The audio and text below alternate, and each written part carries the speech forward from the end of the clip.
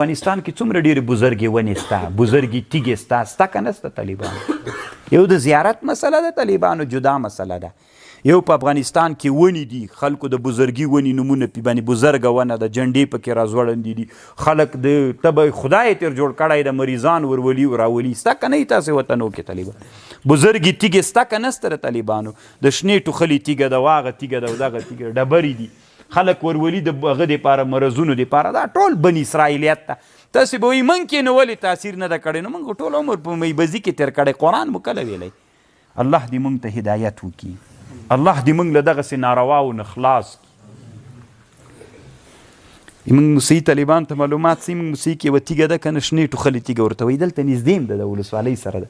ما تر اوسه الحمدلله نه ده لیدلې، خو اوس خو انشاءالله ورکه سوې. زه طالب وم، چڼي وم، په یادېږي مې کوچان ولي وي تیږې ته به راتلل، سوری و په تیږه کې، شیطان یې ورته داسې سوری و تیږه کې داسې به راتاوېده، ستې ماشوم به یې راوړ په دې کې به یې ورننوېست، داسې به یې راتاو کړه چې مریض سوی بېرته به یې ویوړ. داسې نادرې وي.